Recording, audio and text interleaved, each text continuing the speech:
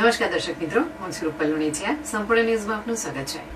વાવ થરાદ પંથકમાં વરસાદ ખેંચાતા સર્જાયેલી સિંચાઈની સમસ્યાઓ છે. નર્મદાની 5 બ્રાન્ચ કેનાલોમાં પાણી છોડવામાં આવ્યું છે. માલસણ અને ઢીમા સહિતની શાખા કેનાલોમાં નર્મદાનું પાણી પહોંચતા જળસંકટનો સામનો કરી રહેલા ખેડૂતોને મોટી રાહત મળી છે. કેનાલોમાં પાણી આવતા ચોમાસુ પાકને નવજીવન મળવાની આશા બંધાઈ છે.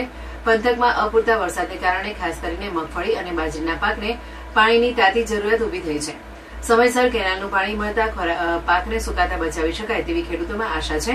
ઢીમા શાખા કેનાલનું પાણી રસાણા સુધી પહોંચવાનું હોવાથી માર્ગમાં આવતા અનેક ગામોમાં ખેડૂતોને પણ સિંચાઈનો લાભ મળશે. સ્થાનિક ખેડૂત લક્ષ્મણભાઈ વજીરે જણાવ્યું હતું કે યોગ્ય સમયે કેનાલનું પાણી મળવાથી મગફળી અને બાજરીના પાકને બચાવી શકાશે. તેમણે પાણી છોડવાના નિર્ણયને ખેડૂત હિતલક્ષી ગણાવી સરકારનો આભાર વ્યક્ત કર્યો હતો. પટેલ રૂપજીભાઈ પટેલે પણ સરકાર તથા ગુજરાત વિધાનસભાના અધ્યક્ષ શંકરભાઈ ચૌધરીનો આભાર માન્યો હતો. તેમણે જણાવ્યું હતું કે ઢીમા બ્રાન્ચ કેનાલનું પાણી રાસણા સુધી પહોંચવાથી અનેક ગામોના ખેડૂતોને લાભ મળશે અને પંથકમાં સિંચાઈની મુશ્કેલી હળવી થશે. કેનાલોમાં નર્મદાનું પાણી પહોંચતા ખેડૂતોમાં રાહત અને સંતોષની લાગણી જોવા મળી હતી.